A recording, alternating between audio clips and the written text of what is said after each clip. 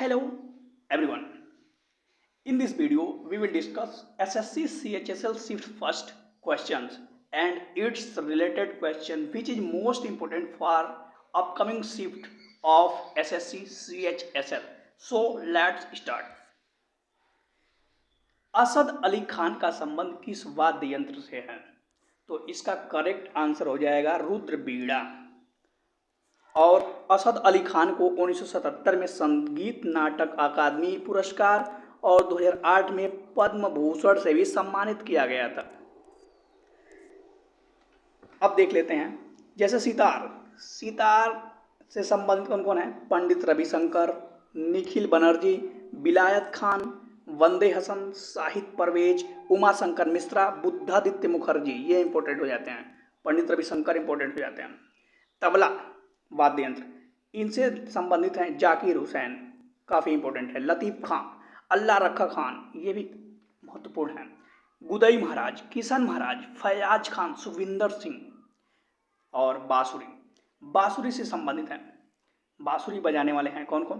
पन्नालाल घोष, हरिप्रसाद चौरसिया, काफ़ी इंपॉर्टेंट है हरिप्रसाद चौरसिया, हो सकता है अगले शिफ्ट में आ सके। वी कुंजमणि, एन नीला, राजेंद्र प्रसन्ना, राजेंद्र कुलकर्णी। और सरोद वादक हैं अमजद अली खान, अली अकबर खां, अलाउद्दीन खां, हाफिज खां, विश्वजीत राज चौधरी, जरीन दारूवाला और मुकेश शर्मा। शहनाई वादक हैं बिस्मिल्ला खां, काफ़ी इंपॉर्टेंट, दयाशंकर जगन्नाथ, अली अहमद हुसैन। और वायलिन वादक हैं डॉक्टर एन राजन, विष्णु गोविंद जोग, एल सुब्रमण्यम, संगीता राजन, कुन कैडी वैद्यनाथन और टी.एन. कृष्णन, ये इंपॉर्टेंट हो जाते हैं। वीणा से संबंधित हैं एस बालचंद्रन, काफ़ी इंपॉर्टेंट। देखिए कंफ्यूजन है, वीणा और रुद्र बीड़ा अलग अलग है। तो वीणा से संबंधित हैं बदरुद्दीन टागर, कल्याण कृष्णा, भागवतार और वी दोरस्वामी अयंगकर। संतूर वादक हैं भजन सोपारी, बहुत इंपॉर्टेंट है। शिव कुमार शर्मा, दोनों इंपॉर्टेंट हैं। पखावज वादक हैं उस्ताद रहमान खान, गोपाल दास, छत्रपति सिन्हा। और रुद्र बीड़ा वादक हैं उस्ताद सादिक अली खां, और ये तो आया, ये था असद अली खान। नेक्स्ट क्वेश्चन देखते हैं, पहली पंचवर्षीय योजना का लक्ष्य कितना था? तो पहली पंचवर्षीय योजना का लक्ष्य था 2.1। देखिए पहली पंचवर्षीय योजना जो था ना 1951 से लेकर 1956 तक था, और ये हेरोल्ड डोमर मॉडल पर आधारित था। इसमें मुख्य उद्देश्य था कृषि और कृषि से संबंधित विकास। तो देख लेते हैं एक बार सभी पंचवर्षीय योजना का कालानुक्रम। पहली पंचवर्षीय योजना 1 अप्रैल 1951 से लेके 31 मार्च 1956 तक, लक्ष्य था 2.1 और उपलब्धि हुई 3.6, यानी ये पूर्ण रूप से सफल योजना थी। कृषि उत्पादन में वृद्धि तथा उत्पादन आय तथा धन का समान वितरण, ये इसका मुख्य उद्देश्य था पहली पंचवर्षीय योजना का। द्वितीय पंचवर्षीय योजना जो कि 1 अप्रैल 1956 से लेकर 31 मार्च 1961 तक था, इसमें लक्ष्य रखा गया 4.5 का, लेकिन उपलब्धि हुई 4.2 का, यानी एक प्रकार की असफल योजना थी। इसका कारण था औद्योगिक उत्पादन, और जो इसमें भारी उद्योग पर ध्यान दिया गया, ज़्यादातर कृषि पर ध्यान न देकर। तो और तीसरी जो पंचवर्षीय योजना थी 1 अप्रैल 1961 से लेकर 31 मार्च 1966 तक था, इसका लक्ष्य था 5.6 और इसका जो उपलब्धि मिला 2.8 का, ये बहुत बुरी तरह से असफल हुई। इसका कारण था जो 1965 का युद्ध था, भारत चाइना। देखिए इसका उद्देश्य क्या था? खाद्यान्न उत्पादन में आत्मनिर्भरता, रोजगार के अवसर में वृद्धि करना और असमानता में कमी लाना। इसके बाद 3 वर्ष का योजना अवकाश चला गया 1966 से लेकर 1969 तक। उसके बाद चौथी पंचवर्षीय योजना की शुरुआत 1969 से लेकर 1974 तक था, और इसका जो मुख्य उद्देश्य था विकास की प्रक्रिया को तीव्र करना, कीमत स्थिरता और समाज में समानता स्थापित करना। पांचवी पंचवर्षीय योजना 1974 से लेकर 1979 तक था। इसका लक्ष्य था 4.4 और उपलब्धि हुआ 4.8। इसमें जो उद्देश्य था मुख्य, गरीबी उन्मूलन, जो कि इंदिरा गांधी ने रखा था। और इसके बाद क्या हुआ था कि 2 वर्ष का योजना, अनवरत योजना चला था, क्योंकि इस समय कांग्रेस सरकार हट के जनता पार्टी सरकार बनी थी। और उसके बाद पुनः जब कांग्रेस पार्टी सरकार आई तो उसके बाद छठी पंचवर्षीय योजना 1980 से लेकर 1985 तक चला। इसका लक्ष्य 5.2 और उपलब्धि थी 5.7। इसका मुख्य उद्देश्य था निर्धनता का उन्मूलन करना, असमानता में कमी और आधारिक संरचना का विकास करना। सातवीं पंचवर्षीय योजना 1985 से लेकर 1990 तक और आठवीं पंचवर्षीय योजना 1992 से लेकर 1997 तक था। इसके बाद नौवीं पंचवर्षीय योजना 1997 से 2002, बाकी पढ़ लीजिएगा एक बार। और 10वीं पंचवर्षीय योजना 2002 से 2007 तक था। 11वीं पंचवर्षीय योजना 1 अप्रैल 2007 से 31 मार्च 2012 तक और 12वीं पंचवर्षीय योजना 2012 से 2017 तक था। लेकिन 1 जनवरी 2015 को बीजेपी सरकार के आने के बाद इस योजना को समाप्त करके इसके जगह पे नीति आयोग की स्थापना किया गया, national initiative for transforming India. ये एक योजना लागू किया गया। नेक्स्ट क्वेश्चन है 322 ईसा पूर्व में चंद्रगुप्त मौर्य ने किस वंश की स्थापना की थी? तो इसका करेक्ट आंसर हो जाएगा मौर्य वंश। मौर्य वंश जो था 321 ईसा पूर्व से 185 बीसी तक था। ये ईसा पूर्व है, मतलब ईसवी से इतने वर्ष पीछे, जबकि ईसवी को लिखते हैं एडी, एने डोमिनम। और जो मौर्य वंश का संस्थापक था चंद्रगुप्त मौर्य था। इसने जो नंद वंश के अंतिम राजा था धनानंद, इसको हत्या करके मौर्य वंश की स्थापना किया था। जबकि जो नंद वंश का संस्थापक था महापद्म नंद था। और चंद्रगुप्त मौर्य के बाद इसका पुत्र बिंदुसार राजगद्दी पर बैठा, जो कि 298 बीसी से 272 बीसी तक। और उसके बाद अशोक राजगद्दी पर बैठा, जो कि 268 बीसी से लेकर 232 बीसी तक था। एक बार देख लेते हैं। मौर्य वंश का संस्थापक चंद्रगुप्त मौर्य का जन्म 345 ईसा पूर्व में हुआ था। जस्टिन ने चंद्रगुप्त मौर्य को सेंड्रोकोटस कहा था, जिसकी पहचान विलियम जोन्स ने चंद्रगुप्त मौर्य से ही की थी। विशाखा दत्त, जो कि मुद्रा राक्षस, मतलब विशाखा दत्त जो मुद्रा राक्षस लिखे हैं, उसमें चंद्रगुप्त मौर्य के लिए ब्रिसल यानी कि निम्न कुल में उत्पन्न शब्द का प्रयोग किया गया है। धनानंद को हराने में चाणक्य ने चंद्रगुप्त मौर्य का साथ दिया था। चाणक्य, जिनका नाम कौटिल्य या विष्णुगुप्त भी था, जो बाद में चंद्रगुप्त के पीएम बने, इसके द्वारा लिखित जो पुस्तक थी अर्थशास्त्र की, मतलब चाणक्य ने एक अर्थशास्त्र पुस्तक लिखी थी। इसमें अर्थशास्त्र के बारे में जानकारी नहीं थी, बल्कि राजनीति शास्त्र से संबंधित थी। चंद्रगुप्त मगध की राज्यगद्दी पर 322 ईसा पूर्व में बैठा। चंद्रगुप्त जो था जैन धर्म का अनुयायी था। चंद्रगुप्त ने अपना अंतिम समय कर्नाटक के श्रवणबेलागोला नामक स्थान में बिताया। चंद्रगुप्त ने 305 ईसा पूर्व में सेल्यूकस निकेटर को हराया। सेल्यूकस निकेटर ने अपनी पुत्री कॉर्नेलिया की शादी चंद्रगुप्त मौर्य के साथ करा दी और युद्ध की शर्तों के अनुसार 4 प्रांत काबुल, कंधार, हेरात और मकरान ये चंद्रगुप्त मौर्य को दे दिया गया। चंद्रगुप्त मौर्य ने जैन गुरु भद्रबाहु से जैन धर्म की दीक्षा ली और मेगास्थनीज सेल्यूकस निकेटर का राजदूत था, जो चंद्रगुप्त के दरबार में रहता था। जो मेगास्थनीज था ना, इसकी एक पुस्तक थी, काफी इंपॉर्टेंट है, इंडिका।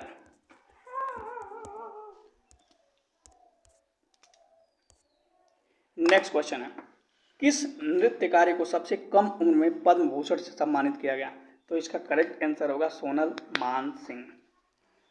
इन्हें 1992 में पद्म भूषण से सम्मानित किया गया था। ये एक भरतनाट्यम और ओडिसी कलाकार हैं। अब देख लेते हैं कुछ कलाकार और किस नृत्य से संबंधित हैं। टोटल 8 शास्त्रीय नृत्य हैं, जिसमें भरतनाट्यम, इसमें यामिनी कृष्णमूर्ति, सोनल मान सिंह, रुक्मिणी देवी अरुंडोल, बाला सरस्वती और पद्म सुब्रमण्यम तथा राम गोपाल, लीला सैमसन, मृणालिनी साराभाई, बैजंती माला, मालविकी सरकार और प्रियदर्शिनी गोविंद थी। तथा आंध्र प्रदेश जो जहाँ पे कुचिपुड़ी नृत्य होता है, इसमें कलाकार थे यामिनी कृष्णमूर्ति, लक्ष्मी नारायण शास्त्री, राधा रेड्डी, राजा रेड्डी, स्वप्न सुंदरी, वेदांतम सत्यनारायण और वेम्पति चेन्नत्यम। जबकि ओडिशा का लोक नृत्य है, इसमें माधवी मुदगल, रानी कड़, कालीचरण पटनायक, ये काफी इंपॉर्टेंट है, कालीचरण पटनायक, इंद्राणी रहमान, ये भी काफी इंपॉर्टेंट आ चुके हैं एग्जाम में, ये सब थे। जबकि कथकली, कथकली कहाँ का है? केरल का नृत्य है, शास्त्रीय नृत्य है ये। इसके कलाकार हैं कृष्ण नायर, शांताराव, मृणालिनी साराभाई, ये बहुत इंपॉर्टेंट है, ये विक्रम साराभाई की बहन थे, आनंद शिवरामन और कृष्णम कुट्टियम्मा, ये कथकली नृत्य से संबंधित है। तथा यूपी का एक नृत्य है कथक, इसके कलाकार हैं बिरजू महाराज, लच्छू महाराज, सुखदेव महाराज, सितारा देवी, गोपी कृष्णा, शोभना नारायण, मालिका सरकार, चंद्रलेखा, बिंदादिन महाराज, अच्छन महाराज और नारायण प्रसाद। जबकि मणिपुरी जो लोक नृत्य है, इसमें कलाकार हैं गुरु अमली सिंह, आतंब सिंह, नल कुमार सिंह, झाबेरी बहनें, ये इंपॉर्टेंट है, इसमें 4 बहनें थी, दर्शन, नैना, सुवर्णा, रंजना तथा सावित्री मेहता, कलावती देवी, चारू माथुर, ये सब मणिपुरी से संबंधित हैं। जबकि मोहिनी अट्टनम जो कि आंध्र प्रदेश का है, इसमें है कल्याणी अम्मा, भारती शिवाजी, रागिनी देवी, हेमा मालिनी, श्रीदेवी, शांताराव, तारा निडिगाड़ी और गीता गायक। नेक्स्ट क्वेश्चन देखते हैं, बुनियादी और भारी उद्योग किस पंचवर्षीय योजना का उद्देश्य है? तो इसका सही उत्तर हो जाएगा द्वितीय पंचवर्षीय योजना, जो कि 1956 से लेकर 1961 तक चला था और ये पीसी महालनोबिस मॉडल पर आधारित था। नेक्स्ट क्वेश्चन है, हिंदू जनसंख्या वृद्धि कितना % था 2011 की जनगणना में? मतलब 2011 1 से 11 के बीच में हिंदू जनसंख्या प्रतिशत कितना था, बढ़ा था? तो इसका करेक्ट आंसर हो जाएगा 16.8%। सर्वाधिक जो वृद्धि दर हुआ था वो मुस्लिम में हुआ था, लगभग 25% के आसपास में। एक बार देख लेते हैं 2011 की जनगणना के प्रमुख आंकड़े। कुल जनसंख्या था 121 करोड़, पुरुष परसेंट था 51.54%, जबकि महिला प्रतिशत था 48.46%। ग्रामीण जनसंख्या थी 87.37 करोड़ और शहरी जनसंख्या था 37.71 करोड़।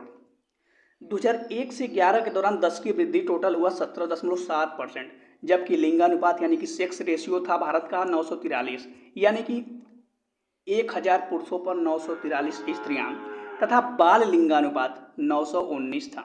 जनघनत्व जो था 382 पर वर्ग किलोमीटर था और साक्षरता दर 74.04 टोटल था। जबकि अगर पुरुष साक्षरता दर पूछे तो 82.14% और महिला साक्षरता दर 65.46%। साक्षरता दर में वृद्धि जो हुई थी 2001 से 2011 के दौरान 10.9% हुआ था। 80% जो है कुल जनसंख्या का 16.6% और एसटी यानी कि शेड्यूल ट्राइब अनुसूचित जनजाति जो थे 8.6% था। नेक्स्ट क्वेश्चन आया था, जनगणना में लिंगानुपात का मतलब क्या है? तो लिंगानुपात यानी कि सेक्स रेशियो, इसका सिंपल सा मतलब है 1000 पुरुषों पर महिलाओं की संख्या। यहाँ पे आप देख सकते हैं कि स्त्रियों की संख्या अपान पुरुषों की संख्या इंटू 1000 इज इक्वल टू लिंगानुपात, यानी कि प्रति 1000 पुरुषों की तुलना में स्त्रियों की संख्या को लिंगानुपात यानी कि सेक्स रेशियो कहते हैं। जबकि जनघनत्व जो होता है, जनसंख्या घनत्व जो होता है, डेंसिटी ऑफ पॉपुलेशन होता है, ये कुल जनसंख्या अपन कुल क्षेत्रफल होता है, यानी जनसंख्या घनत्व का तात्पर्य प्रति वर्ग किलोमीटर में निवासित औसत जनसंख्या से है। नेक्स्ट क्वेश्चन है, 1751 में कौन से बैंक की स्थापना हुआ था? तो इसका करेक्ट आंसर हो जाएगा बैंक ऑफ हिंदुस्तान। पोंगल किस फसल की कटाई के दौरान मनाया जाता है? तो पोंगल जो है ना, ये चावल की फसल यानी धान की फसल की कटाई के बाद मनाया जाने वाला 4 दिवसीय उत्सव है। अब कुछ त्यौहार देख लेते हैं। जैसे उड़ीसा में मनाया जाता है कलिंगा महोत्सव, पारूमला केरला में, अंतर्राष्ट्रीय गीता महोत्सव कुरुक्षेत्र, बन्नी उत्सव आंध्रा में, पोला लोक पर्व छत्तीसगढ़ में, और हार्नबिल फेस्टिवल काफी इंपॉर्टेंट है नागालैंड में। बाकी आप देख लीजिएगा एक बार चार्ट, इसका स्क्रीनशॉट आप ले सकते हैं और पढ़ सकते हैं। ये अपकमिंग शिफ्ट में आने की प्रबल संभावना है। अगला क्वेश्चन है कि 2018 का जो एशियन गेम हुआ था, इसमें उद्घाटन समारोह में ध्वजवाहक कौन थे? तो इसका करेक्ट आंसर हो जाएगा नीरज चोपड़ा। जबकि अगर समापन में पूछेगा तो इसका आंसर हो जाएगा रानी रामपाल। ये हॉकी प्लेयर है रानी रामपाल।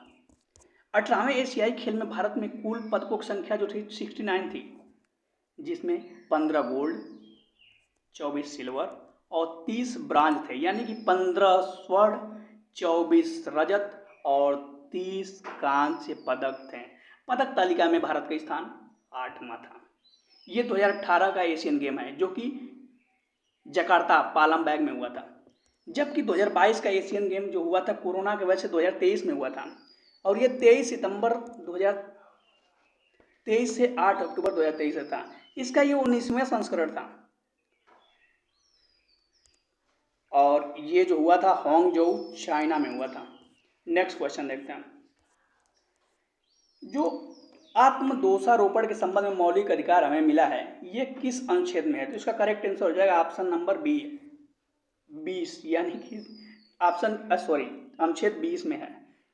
इसमें क्या है? अनुच्छेद 20 में अपराध के लिए दोष सिद्धि के संबंध में संरक्षण, इसमें 3 प्रावधान है, मतलब 3 आर्टिकल है, 20(1), 20(2) और 20(3). 20 के 1 में है भूतल लक्षित दांडिक विधियों से संरक्षण, 20(2) में है, 20 के 2 में क्या है? एक अपराध के लिए केवल एक ही बार सजा मिलेगा, बार बार नहीं। और 20(3) में जो है, अनुच्छेद 20 के 3 में है किसी व्यक्ति को अपने विरुद्ध साक्षी होने के लिए बाध्य नहीं कर सकते। यानी कोई व्यक्ति अगर गुनाह किया है तो अपने खुद गवाही नहीं दे सकता कि मैंने गुनाह किया है, ऐसा बाध्य आप नहीं कर सकते हैं। अगला क्वेश्चन है, जो राष्ट्रीय उप सुरक्षा सलाहकार वर्तमान में कौन है? तो इसका करेक्ट आंसर हो जाएगा पंकज कुमार सिंह। यहाँ पे ध्यान दीजिएगा, उप सुरक्षा सलाहकार पूछा, जबकि राष्ट्रीय सुरक्षा सलाहकार पूछेगा वर्तमान में अजीत डोभाल हैं। जो एक योजना पूछा था लैक्मी योजना, LSCCMI योजना, ये ओडिशा से संबंधित है। ये बस चालक वगैरह बस सेवा उपलब्ध कराने से संबंधित है। जबकि ये कुछ योजनाएं हैं, इसको आप देख लीजिएगा एक बार जरूर। एक क्वेश्चन पूछा था कुश्ती से कि 3 अंक कब मिलते हैं? तो इसका देख लीजिएगा आप एक बार, बाकी मैंने लिख दिया। So thanks to all of you.